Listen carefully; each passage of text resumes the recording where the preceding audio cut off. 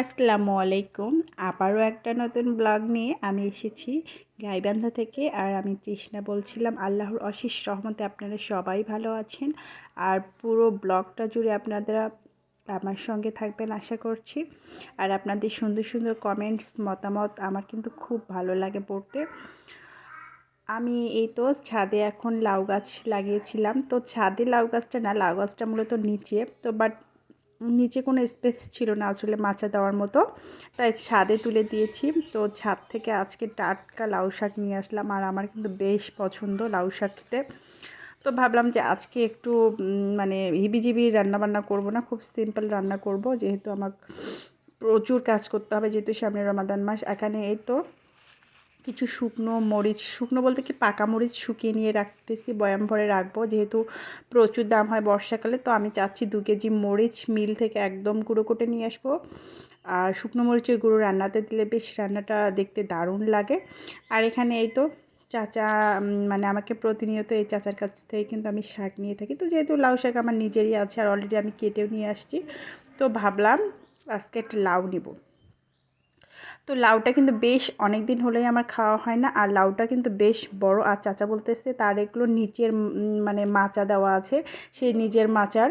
তো ভাবলাম যে নেই, যেহেতু গতবারও নিয়েছিলাম, খুব ভালো একটা লাউ দিয়েছিলেন উনি। আর লাউটা এতটা সুন্দর হয়েছিল, স্বাদ হয়েছিল, প্লাস সুন্দর গলেও গিয়েছিল। লাউটা কিন্তু বেশ রান্না করে আমি খুব মজা পেয়েছিলাম। তো ওখানে এই তো পাটায় কিছু গুঁড়ো করে নিচ্ছি। এখানে আছে জিরে, ধনিয়া প্লাস গোমরি গুঁড়ো করে নিয়ে রাখতেছি। এটা 3টা মিশ্রণ একসাথে দিয়ে কোনো রান্নাতে দিলে কিন্তু রান্নার স্বাদটা বেশ টেস্টি হয়। তো রান্নাটা সকাল সকালেই তো শুরু করে দিচ্ছি, যেহেতু আজকে জুম্মার দিন। আর এখানে কিন্তু প্রচুর কাজ রয়ে যায় বাসায়। আর যেহেতু ভিডিওটা আপলোড করতে একটু দেরি হবে, এই জন্য রান্নার ভিডিওটা আগেই আমি সুন্দর করে নিয়ে রাখতেছি, যতটুকু আপনাদের সঙ্গে শেয়ার করা যায়। যেহেতু একটা সংসারের কাজকর্ম আসলে শেষ হওয়ার মতো নয়, এটা পুরোটা শেয়ার করা পসিবল না, বিভিন্ন ধরনের প্রবলেম হয়।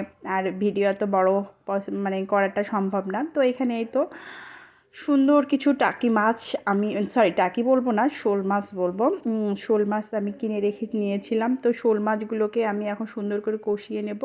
কষিয়ে নিয়েই কিন্তু সেই লাউটা দিয়ে রান্না করবো, যে লাউটা একটু আগে আমি চাচার কাছ থেকে নিয়েছিলাম। যেহেতু খুবই প্যারা আজকে কাজের, আর বাচ্চারাও বাসায় আছে, ওদের স্কুল বন্ধ, সেহেতু বুঝতেই তো পারতেছেন কত ঝামেলার মধ্যে থাকবো আমি। তো রান্নার পর্বটা আসলে একটা বিরক্তিকর একটা পর্ব, আমার কাছে খুব বিরক্ত লাগে, যেহেতু একা হাতে আমাকে রান্নার সব কিছু করতে হয়। আমার শাশুড়ির শরীরটা একটু খারাপ, তো এর জন্য আমি আসলে খুব প্যারার মধ্যে আছি কয়েকদিন ধরে বেশ। এই জন্য আমি এই তো তাড়াহুড়ো করে রান্নাটাকে চুলোয় চাপিয়ে দিয়েছি, কেননা আসলে যত তাড়াতাড়ি রান্না করতে পারবো আমি, তত একটু রিল্যাক্স থাকবো। আসলে রিল্যাক্স বলতে কখনোই হবে না। আমি আমি বলুন, আপনি বলুন, বা আমার মা চাচিদেরকে আমি দেখেছি যে আসলে রান্না বান্নার যে প্যারা, সে তুলনায় আমরা অনেক মানে কম কাজে থাকি। আগে আমি গ্রামে যেহেতু মানুষ হয়েছি, দেখেছি কত কাজের প্যারা। আসলে শীতকালে এ মৌসুমে এ আইটেম করতে হয়, আত্মীয় স্বজনকে দাওয়াত দিতে হয়, তারা আসলে এই আর মানে নাস্তার আইটেম করতে, কত ধরনের কাজ থাকে মা চাচিদের। তারা কিন্তু ঢেঁকিতে ধান ভানতো, প্লাস আপনার যে গৃহস্থলী যে কাজকর্মগুলো আছে গ্রামের, আসলে অনেক কিন্তু তার ধৈর্যশীল ছিল। আসলে সে তুলনায় আমরা অনেক বেশি অধৈর্যপূর্ণ, একটু কাজ করলেই বিরক্ত লাগে। তবুও তারপরে আসলে সেকাল একাল বলতে আসলে কিছুই হয় না, নারীদের কাজ থেকেই যাবে। সেটা বিয়ের পরে তো প্রয়োজনীয়তা বাড়বে নিজের, তারপরে এটা একটা দিক দিয়ে, তারপরে আপনার সন্তান যখন হবে, এই সন্তানদের দায়িত্ব পালনেও কিন্তু অনেক বেশি অ্যাক্টিভ হতে হয়।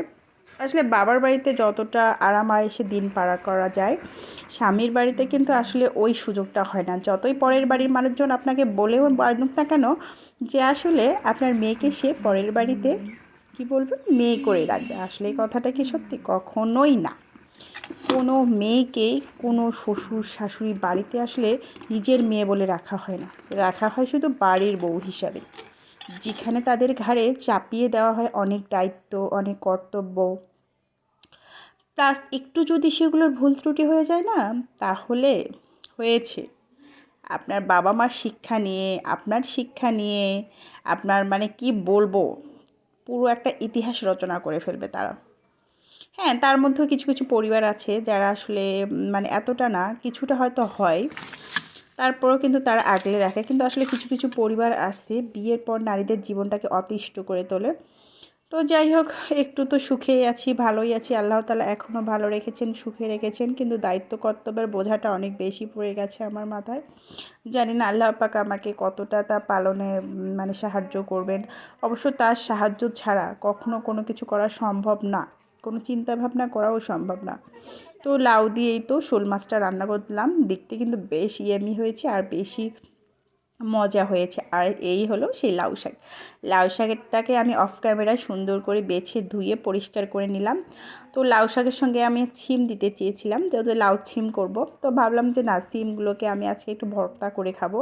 লাউ সিম আর একদিন খাবো, যেহেতু সিমগুলো বিচি ট্যাপ ট্যাপ করে। কিছুটা সিম আমি ফ্রিজ করে রেখেছি, আর কিছুটা আমি এই তো নিয়েছি ভর্তা করে খাওয়ার জন্য। তো লাউ শাক আসলে কাকে পছন্দ করেন। এখন কিন্তু এই পর্যন্ত ভিডিওটা রাখবো, যেহেতু অনেক কাজ আজকে। আল্লাহ হাফেজ।